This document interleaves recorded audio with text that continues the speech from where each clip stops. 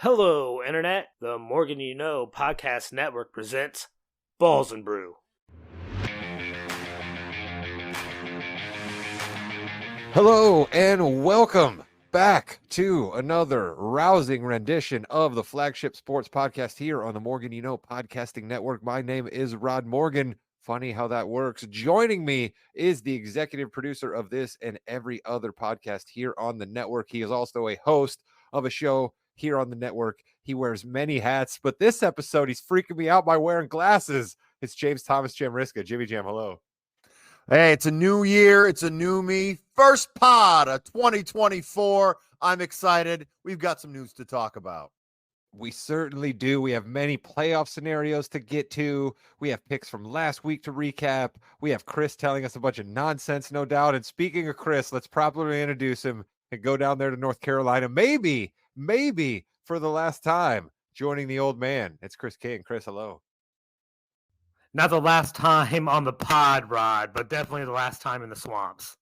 I'm not good. Listen, I'm not good with calendars. I'm not good with time zones. We've discussed all of this on the pod before. But somebody who is good with numbers and statistics and, more importantly, referee stats, and we are definitely going to get to that. You know you are coming to us for all your referee talk, and the man who helps us out with that is our football handicapper. His name is Josh Williams. Josh, hello. What's up, boys? Had a 1-2 week last week against the spread, so that was kind of disappointing. So we're now at 30-23 for the year. Gave out the wrong college pick because I bet Washington and Texas, and that game covered by double digits for me for Washington. But a little unfortunate with the Bama-Michigan game. If Michigan doesn't botch their extra point, they actually win the game by 1 point, and we cover Alabama plus 1.5. But I mean, it was probably due for me to take a bad beat there. So, but getting back to the Michigan-Washington, I just want to shout out Michael Penix real quick. As an IU fan of all things, mostly basketball, but a few other sports. Hey, Kyle Schwarber gave us a good run for IU baseball. And, man, there was a COVID year, 2020, where Michael Penix just brought a smile to everyone's face that was following IU football that year. I know it doesn't happen very often. IU football stinks. I get it. But Michael Penix was so good for the Hoosiers. He had 2 terrible ACL tears. This is an unbelievable story. When he came back to IU after that ACL tear, the second one, he did not look anything like what his previous self was. I thought there was no way he could look like this again. He is throwing absolute pinpoint daggers out there, man. He is phenomenal. If it wasn't for his medicals, he'd be in the contention for a top 3 pick in the NFL draft. He's playing that good right now. I can't wait to watch the various styles of this national championship game, Michigan running the ball and Washington throwing the ball. But Michael Penix, man, what a story, and I'm so happy for him. Listen, with some of the quarterback play we've seen in the NFL this year, somebody better be drafting Michael Penix at some point. Because like you said, he's like Robin Hood out there throwing daggers in the Sherwood Forest out there. I don't know. I heard a podcast about Robin Hood Men of Thieves earlier this week. It was on my head. I don't know. I think I was stretching for that one.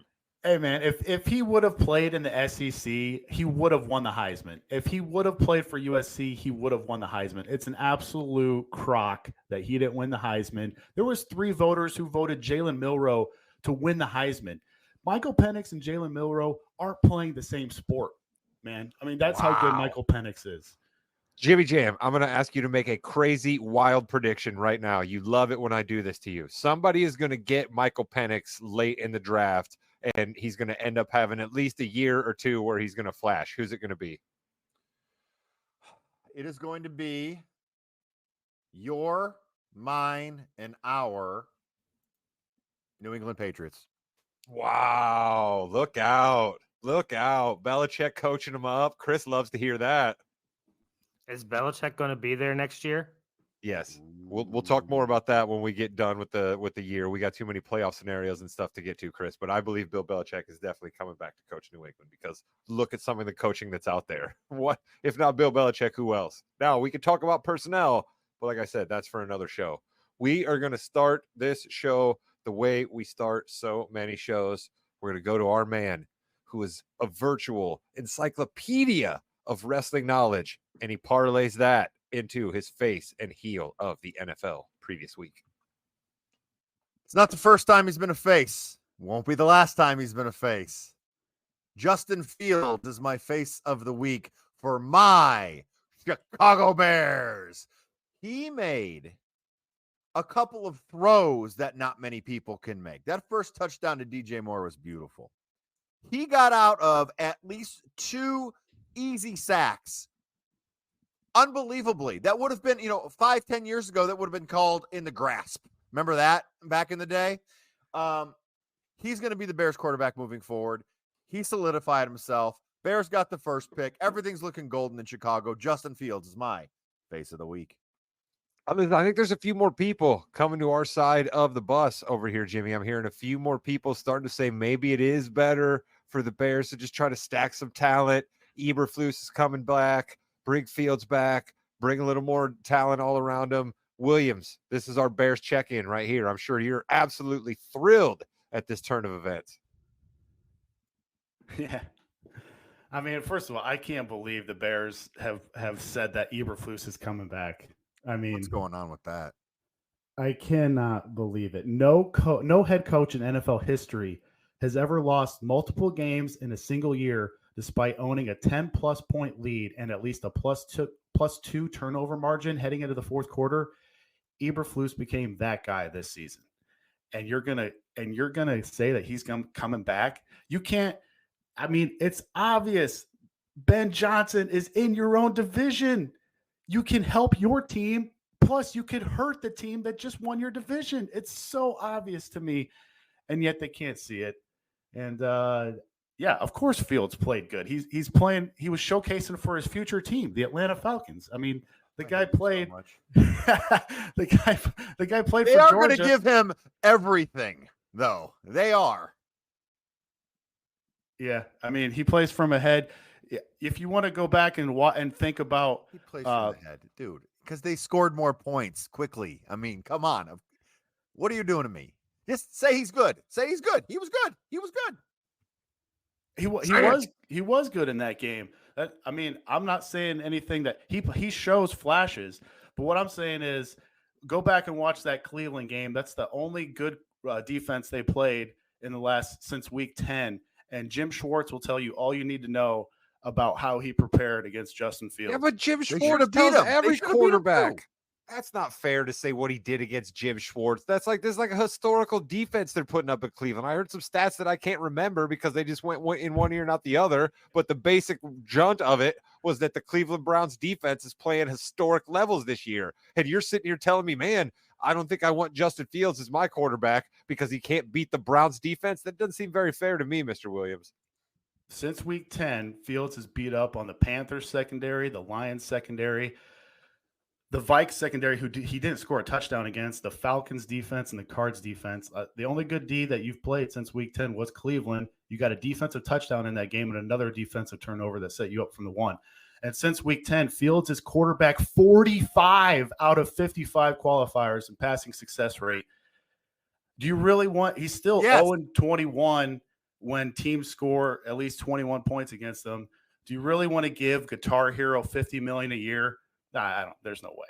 There's no way. Guitar Hero, dude. Come on. Guitar Holy Hero. cow, we finally have building blocks of a quarterback. This is his third year. Hey, last year they were horrible. They were one of the worst teams in the league. This year, guess what? It took a while, no question, but they're better. What can happen next year if we have a competent play caller on the offensive side of the ball? That's all I'm asking.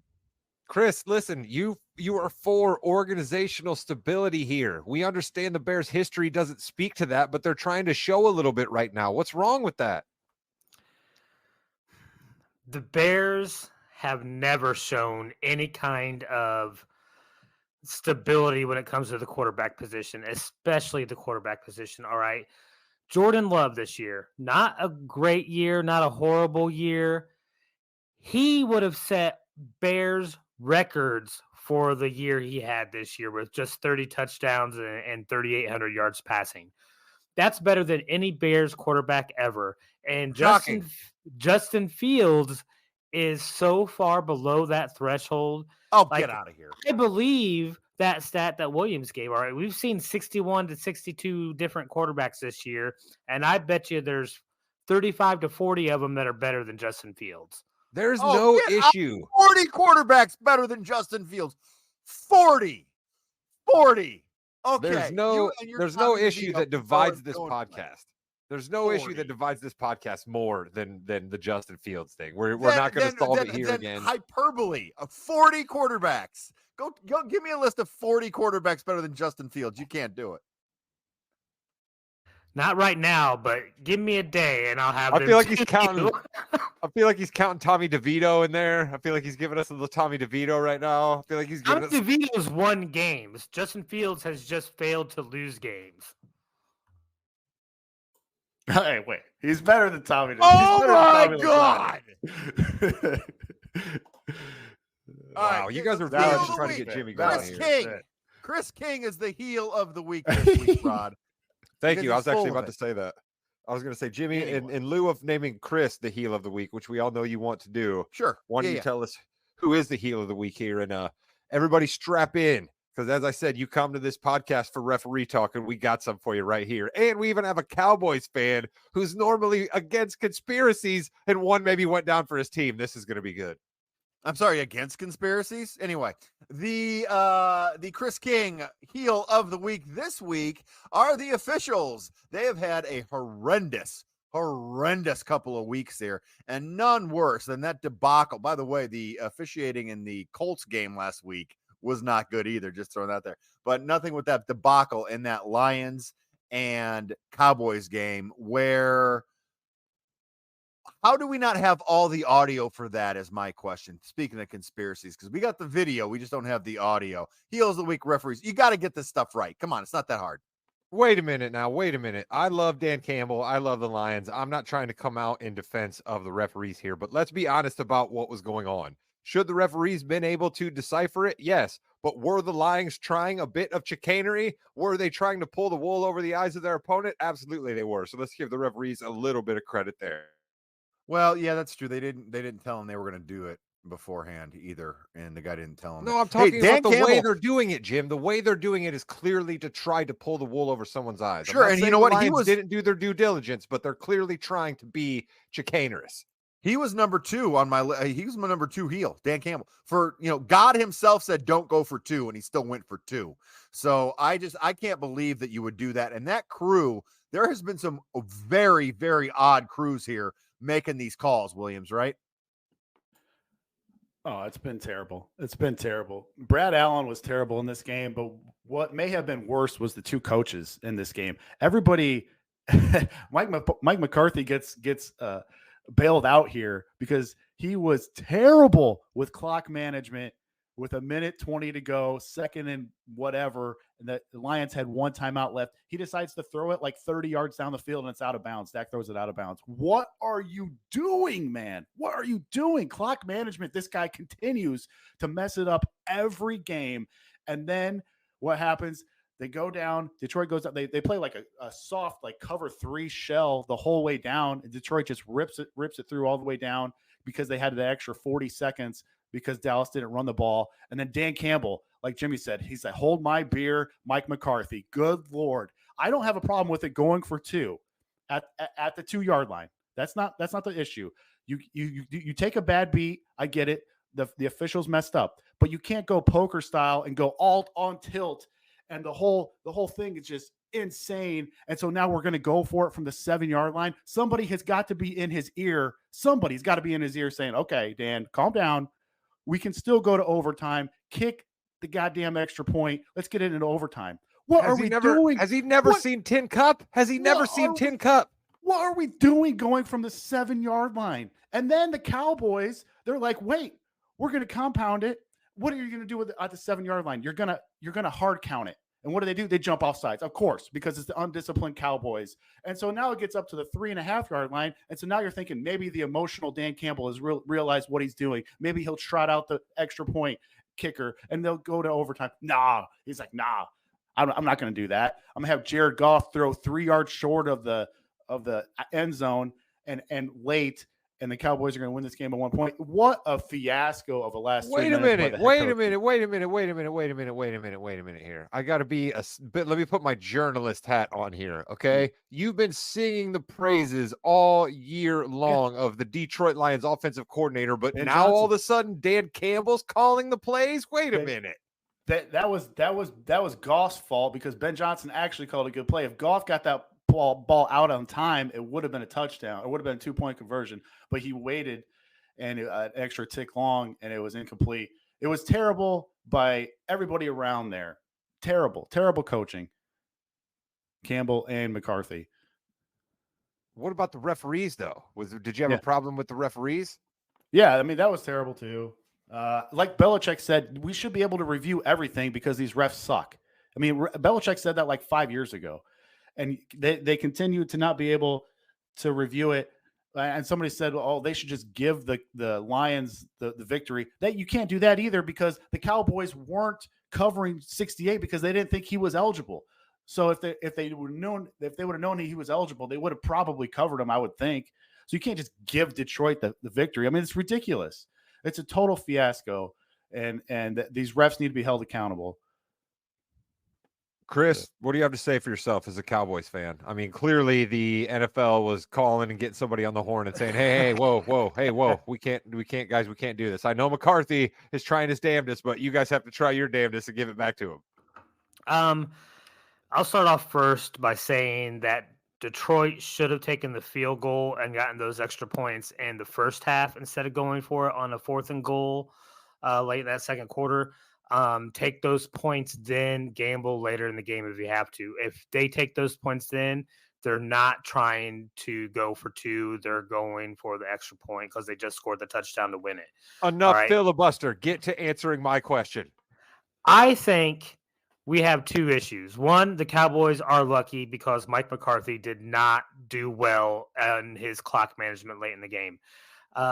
2, I think the refs do take some grief here because the refs as a whole this season have been horrible, and you need to make sure you're getting the call right before you let the players make that play. But if you're trying to pull chicanery like Detroit was, you better make sure that the officials know what's going on when you're there. And Jimmy said there's no audio. There is audio. I know it's from the booth, but in the broadcast, you can hear the officials say number 70 reporting that it's eligible. That is heard in the booth, which means that was played over the PA system in the stadium, which means that somebody who gets paid money on that Detroit sideline should have also been paying attention to what those refs were saying and realize that they were calling the wrong number for that play. Yeah, well, Chris, I know that audio is there. I want the audio of what exactly the players told the official. Because if the players told the official 68 is eligible and he said 70, even though 70 had already been eligible for a couple plays, you can see what I could see where that could happen. But still, that's something you can't miss as an NFL official. That's also something that team shouldn't allow to be missed. All right. I guarantee you when Belichick has been pulling some of his weird plays with the formations and everything, he makes damn sure that those officials know what's going on before he lets the play continue.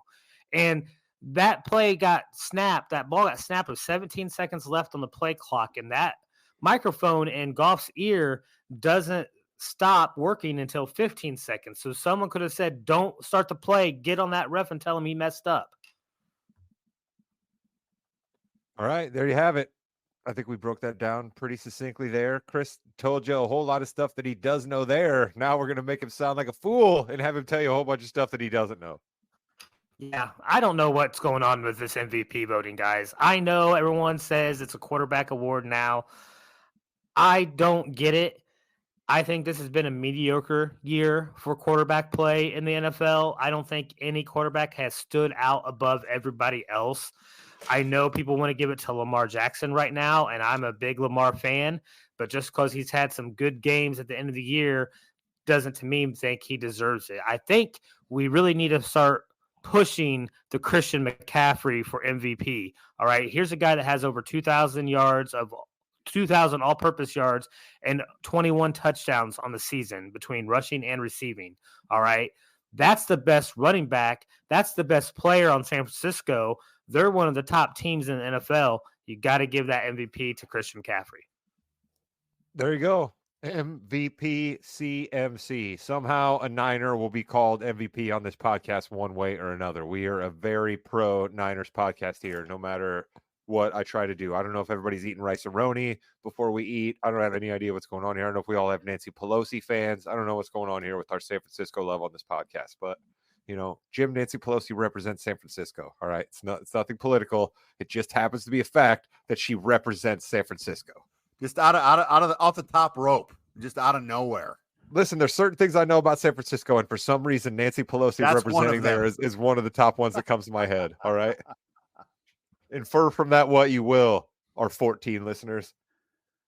Let's move on to Williams's picks for this week. Our loyal listeners would love to hear them. They're probably making money off of Williams's picks because he's actually winning. More and more of your friends should be listening to Williams' picks because he's winning. Maybe you listeners out there could tell your friends to listen to the Morgan podcast. And I'm sorry for sounding like I'm yelling. We're actually asking you here in the new year to help us get some more listeners. That would be wonderful. Williams, start us off on the right note here. Pittsburgh versus Baltimore. Big game for our guy Mike Tomlin and the Steelers. Not so big for the Ravens. I'll be interested to hear your breakdown here. Yeah, and usually we end with ref stats, but I'm going to start off with ref stats here. I'm going Ravens +4, -110 on Caesars. Ref stats, guess who is calling this game? It's none other than Brad Allen. The NFL, after having him on a primetime game, which ended in complete chaos and controversy, decided to put him on another primetime game. What team benefited last week from Brad Allen calling the game? It was the home team, Cowboys. Who is the home team this Saturday? It's the Ravens. This is like a mini conspiracy game, guys, here. Do we really think Brad Allen is going to call a controversial call against the home team here? The Ravens? I don't think so. Home underdogs are 29-17-1 with Brad Allen since the start of 2016. That's 64%. And then I know we love to back Tomlin when he's a dog, but we love to fade him when he is a favorite. And when Tomlin and Harbaugh square off, the underdog is 23-5-3 against the spread in that series, 82%. When the spread is over a field goal, the dog in the game is 19-2 against the spread. That's over 90%. This exact same scenario happened in 2019. So you might be saying, Williams, the Ravens aren't going to play anybody. The Steelers need it. I'm telling you this right here. The same exact thing happened in 2019. The Steelers were small favorites on the road in Baltimore. The Ravens had already clinched the 1 seed. They started RG3, and guess what happened? Baltimore beat them 28-10. Tomlin on the road as a favorite, 15-26 against the spread is 37%. Tomlin, when favored by more than a field goal coming off a win, he's only 36-55-1 against the spread. That's 40%. And this one is the worst. Tomlin, when favored by more than a field goal on the road coming off a win, is only 10-24-1. That's 29%. And Chris is going to love this. Luck rankings. The Steelers are the luckiest team in the league this year. We're fading that luck versus the number 1 seed in the AFC. This is a revenge game for Baltimore, too. The Steelers stole a win from them earlier in the year. And do you really think Harbaugh is the type of coach that's just going to lay down and not try to win a football game? What does this game remind you of? For the Ravens, it's like a preseason game. You've got Lamar resting. You've got some other vets resting. Well, who cares? Because guess who's been the best preseason team in the league since 2016? It's John Harbaugh and the Baltimore Ravens. Guys, this is their preseason record since the start of 16. Are you ready for this? 24-2. And one of those losses was by 1 point this year. The Ravens dominate the preseason. I cannot believe they're getting 4 points here. The Steelers stink when they're favored. This is a complete revenge game. Give me the Ravens +4 on Saturday afternoon. Jimmy, listen, I'm going to borrow something from our guy, the tribal chief right here. We should all acknowledge Josh Williams right now for absolutely trying to put forth preseason statistics as a reason for victory in the NFL week number 18. Jimmy Jam, your thoughts? But it kind of makes sense, though, which makes Williams terrific because this is a preseason game for the Ravens. But yet the Steelers, this is like their third preseason game, where this is the Ravens' fourth, or the Ravens don't care, but the Steelers need to play their starters and see what's going to happen, and they kind of want to win the game, looking good for everything. I like that a lot, but I also do like the Ravens a lot more than the Steelers this week. All right, Williams, I'm going to ask you this question now because it will sort of then lead us into our next pick, because you're going to pick the other Saturday game there, Houston and Indy. What if Pittsburgh loses? Does that means good things for the Colts, right? Because like the Colts could then lose, and then maybe Pittsburgh lose, or I mean the Colts could lose, or Jacksonville could still win and the Colts win. But if Pittsburgh loses, that helps the Colts. No, There's like a whole chemistry like diagram of the AFC, what needs to happen. It's super convoluted. And I think just the easiest thing for this Houston Indy game is just for one of those teams to win to get in. Like, I don't know. Maybe Jimmy has some updates on all the AFC stuff. So, yes, basically, we've got to go to the Jaguars, okay? Jaguars tie plus a Pittsburgh loss or tie, and they're in. Pittsburgh loss plus Denver loss or tie plus Indianapolis Houston does not end in a tie. So the Jaguars need to win the game. If they win the game, they're pretty much in, okay?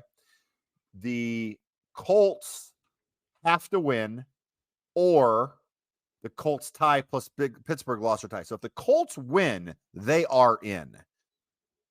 But if Houston wins, they are in. So it's win or go home.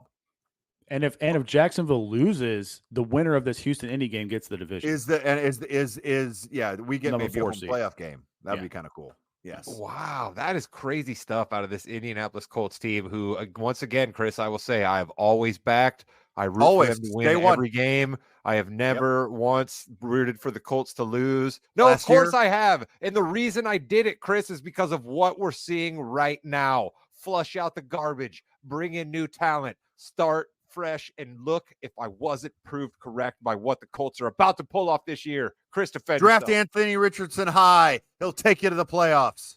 No, wait a minute now. That still may pay off, but I'd also been screaming for them to get Gardner Minshew for years, Jimmy, so I feel doubly validated here. You are validated for sure in that, and that's what's going to make I am shocked. I want to thank the football gods that this is the Saturday night game and not the Sunday night game, purely for my own health and well-being on Monday morning. So I'm very excited. This is going to be a great game. I mean, the only thing I will say, Rod, is that for the majority of the players, it's the same team in Indianapolis as it was last year, just a different quarterback.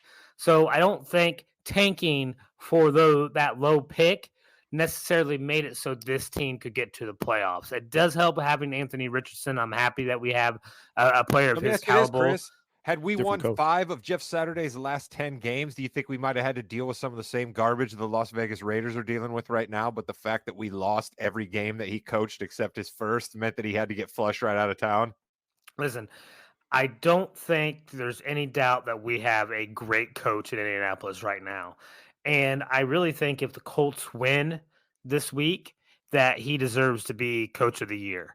No way. You got to give it to the guy in Cleveland. Look at all the different quarterbacks he's dealt with. Come on. He's the one who decided to hire Jim Schwartz. Like, all of those have absolutely paid off, and the Browns have 11 victories as we speak right now and are sitting Joe Flacco. All right. They say, guys, our playoff rests on the hopes of Joe Flacco, who we didn't even have in week 10.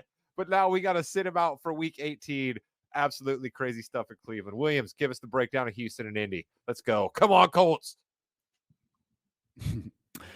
Yeah, and you guys are going to boo this, but I'm going to go. I'm mute myself. There's no way he was picking. There's no way he was picking the Colts here. But listen, I'm thinking long term here. I'm going Houston -1 on Caesars again, -110.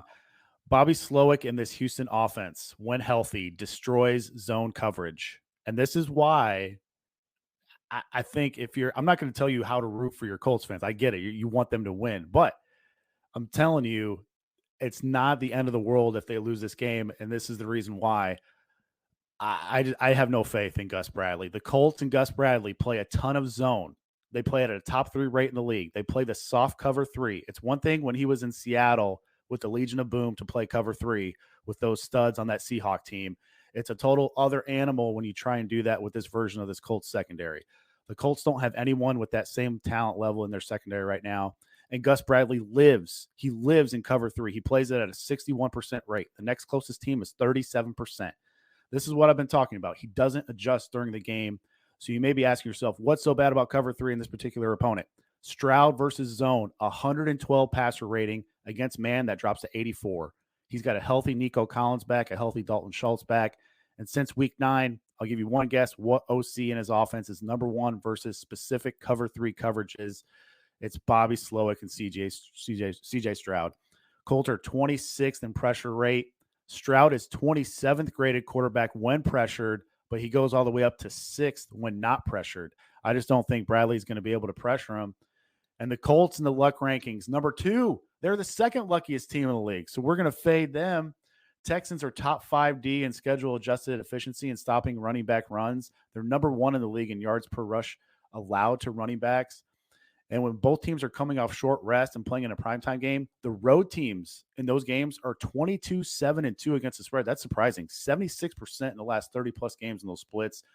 And I didn't realize this. Texans are 7-0 straight up and against the spread in their last 7 road divisional games. I can't believe that because the Texans have been terrible for 2 years.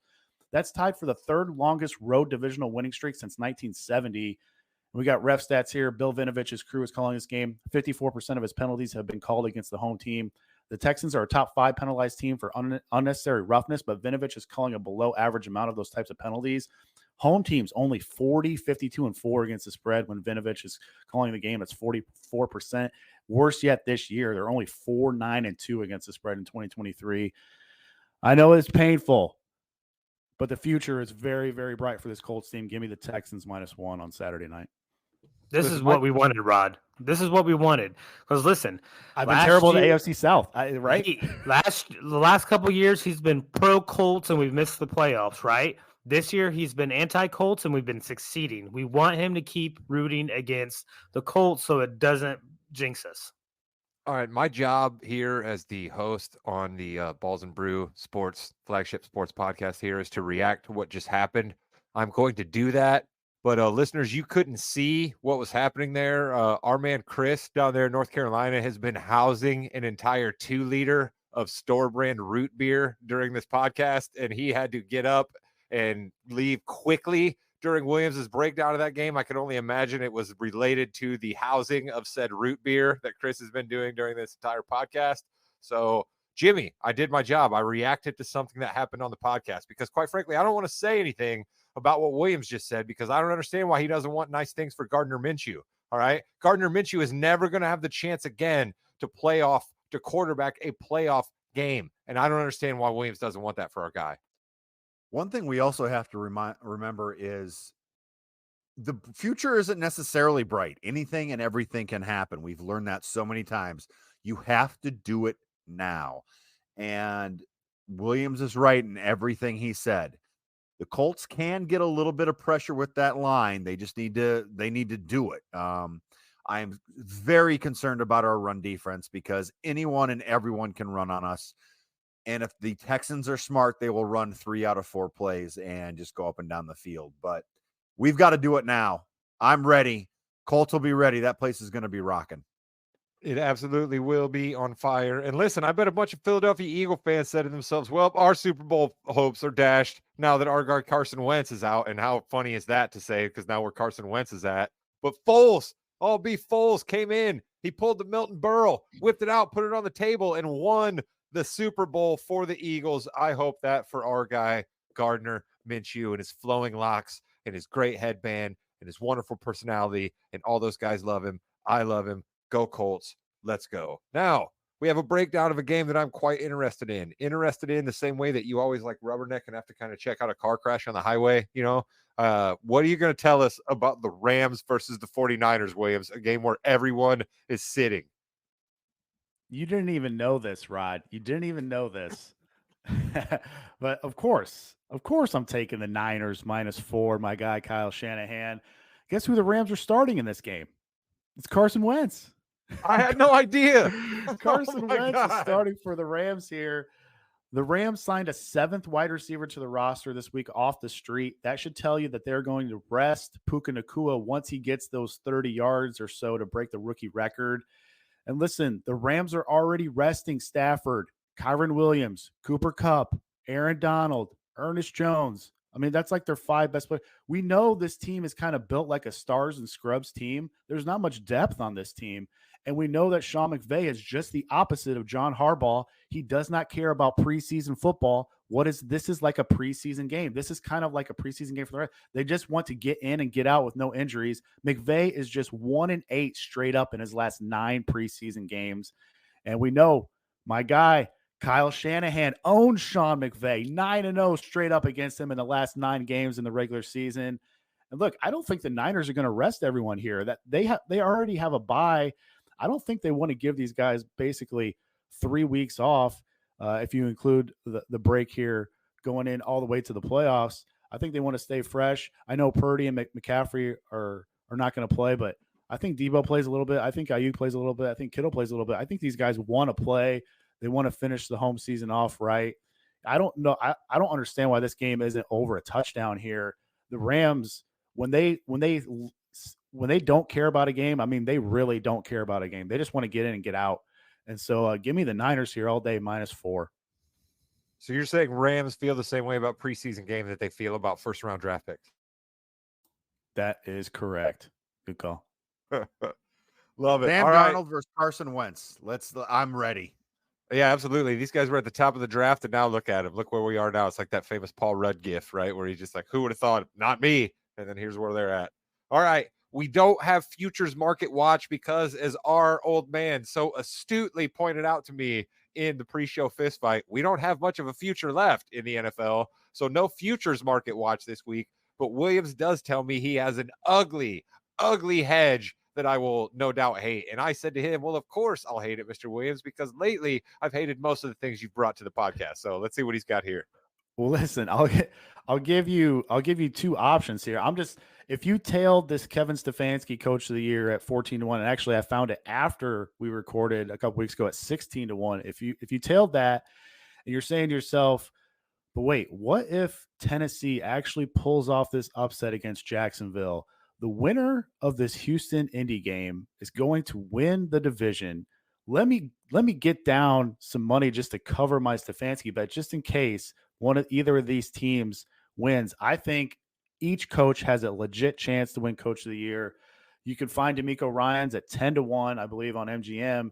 And stop right there. Stop right there. You already told us you think they're winning the game. So you don't even get to come on here now and try to curry favor with us Colts fans by saying what you're going to say next, because you already told everybody who you think is going to win this game. So then you got to put your money where your mouth is and tell everybody they got to put their money on D'Amico Ryans. Yeah, I'm putting it on D'Amico Ryans. I'm just telling you, if you disagree with me, you can go with Shane Steichen. I don't disagree with Chris, man. I think if the Colts win this game and Jacksonville loses, Shane Steichen has a legit chance at Coach of the Year, man. I mean, and I get Stefanski's right there too, but I don't think Stefanski should be that big a favorite right now over Steichen. And I know you can find him some spots 12-1.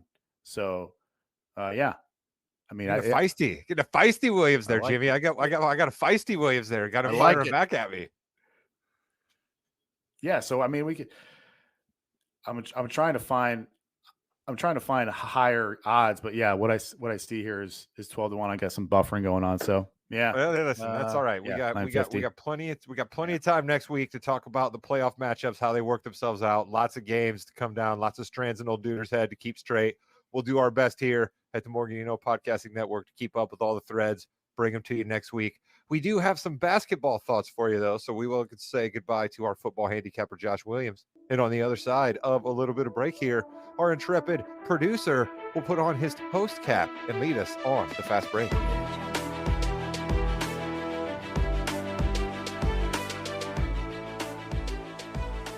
Welcome to the Fast Break, the fastest 15 minutes in the NBA. I am Jimmy. Rod and Chris are with me. We thank Williams for joining us always for Balls and Brew. We have a wins league, and it is basically the Jimmy wins league right now. 185 wins if I had 0 wins, I would have been in second place by 3. Chris King has 167. Rod has like 11. 154 wins for Rod. My teams are terrific, but one of my teams I know is in Rod's news of the week, and he might be a little mad about something. I don't know. Rod, take it away here. But I do believe we should all follow one path in life, and if Kyrie Irving says we should do something, go the other way. Yeah, listen, you can't say that very often a Rod divination has been launched against myself. I don't know that I've often looked inward for my Rod divinations, but it is a new year. We have resolutions. We try to be a better person as the year turns over. So I've got to look at myself and say, my bad, mea culpa. I was probably wrong on the Clippers. I absolutely eviscerated James Harden. I eviscerated the Clippers organization. I've eviscerated Kawhi Leonard many times in the past for never playing basketball. And Kawhi Leonard has just came and played every game this year. James Harden has decided to lose a lot of weight and actually attempt to play. The Clippers were smart and benched Russell Westbrook, and they have lost one game since December 1st. So they are doing a very, very quick job of making me and quite frankly, Bill Simmons look a bit foolish. So that's one cover I'm going to give myself here, Jimmy. Bill Simmons had a similar take to mine. So I wasn't out in the forest by myself, but I do have to use Rod Divination on myself because I was dead wrong on the Clippers. It seems, you know how I had Well, there and at that's the the end, Jim? thing. That's the thing. James Harden is looking for all these haters now. He can't find them. Let's slow down just a bit. Let's see what happens for the rest of the season. And most importantly, Chris King, the playoffs. Yeah, we know how long an NBA season is. I will say we are all surprised that the Clippers have done this well. I think a lot of credit needs to go to somebody like Russell Westbrook, who has extensively lo- elongated his career by a few extra years by being willing to take this lesser role on a team. Um, Even if he doesn't stay in LA, teams will want someone like him coming off the bench for sure. We'll see. We'll see what happens. I think that with the Clippers especially, it's going great now. Keep it up. Enjoy your win. But as soon as someone gets frustrated, something bad can happen. Someone that was frustrated is in my story of the week. That was OG Anunoby. Raptors weren't doing very well. We finally had a pretty big trade in December. OG Anunoby, Precious Achua, Malachi Flynn goes to New York. And Toronto receives Emmanuel Quickly, RJ Barrett, who I don't know if you've heard this, guys. He's Canadian. I don't know if we've heard that. No one has really mentioned it before in any of the podcasts I've listened Jimmy, wait, to. you got to go further. You got to go Toronto native, right? You got to even go Toronto Correct. native. Yeah, so his hometown. But also something that you need to think of a little bit more is they got a Detroit Pistons second round pick. And you say second round pick, but it's this year's second round pick, which is basically the first round pick. It's the 31st or 32nd pick in the draft. I really like this trade for both teams. I do. I like it more for Toronto because Rod, they actually got someone for a player that was going to leave them. I think that's a win no matter who they get, right? That is absolutely true. I mean, if you want to be technical, the Raptors got Precious Achua and a couple other Flopsum and Jepsum and a few like second round draft picks in a trade for Kyle Lowry. But sign and trade in the summer. Yep, yeah, you're right. They didn't really get anything of consequence because I guess Precious Achua was just kind of a throw in this deal. It certainly seems that he wasn't really the prize the Knicks were after. It's definitely OG Anunoby. From the Raptors angle, they didn't have a lot of guys that could actually dribble the basketball and create, right? They just did it. That's not what OG Anunoby does. That's not what the Knicks need him to do. So it's perfect for them. But the Raptors got Quickly and they got Barrett, two guys who can put the ball on the deck, two guys who can go to the hole. And if you can get them to not be sticky and black hole-ish on the offense and actually pass the ball around a little bit, I think it's going to be good things for the Raptors. Chris King, are you excited to see RJ Barrett maybe get a chance to do a little bit more? No, Barrett doesn't move the needle. Okay, he doesn't move the needle for me at all. No, okay. Toronto is not interesting right now this How's year. your Malachi Flynn take here, bud? I agree with Rod, though. I think that OG at the Knicks is something that they needed. Their defense has fell off, especially the perimeter defense, and he's going to help shore that up. real quick on OG, he needs to sign his contract extension right now if he can, because Tom Thibodeau is already playing him. Like, he played a boatload of minutes in his first game, and he three fouled games out. and he's like dying. Yeah, He fouled out in his first game, and he still played too many minutes, and he literally couldn't even play the end of the game. Oh, I love it. I love it. I love it. Chris King, story of the week. This is going to be a inner podcast story of the week. All right, you guys know that I just love and it takes so much enjoyment and making Rod suffer or making him hate the takes I do. Well, I have let this pass for a couple weeks now, and you guys is Rod and Jim. You guys both are saying that Jimmy gave Rod the Detroit Pistons in our draft, and it was me who gave Rod the Detroit Pistons in our draft, and I want the recognition that I deserve for making Rod's team worse. My bad. I totally thought Jimmy was the one who gave me the I thought I Pistons. did That's too. my bad.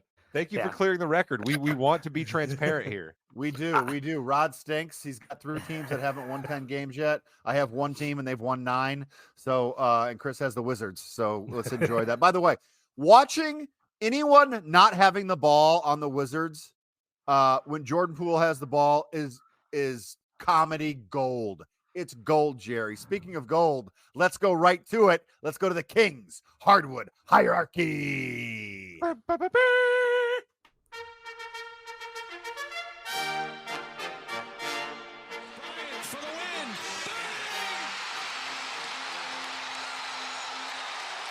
All right. I mean, listen, you're a storied historical franchise that has Pacers. that is going for their 18th championship. They have yet to lose on their home court. The Boston Celtics are still the best in the NBA. Yeah, they had a close one with those with our Pistons, but they did pull that off. They have some tough games coming up, though. It'll be a test. Even with their loss to the Thunder and every NBA podcaster freaking out and crowning the Oklahoma City Thunder, Chris still comes on and puts Celtics to the top. I love you. I love you, old man. I mean, listen, you got the best record in the NBA. Even though you did take an L, like you still are winning 70% of your games, almost 80% of your games, and you don't lose at home.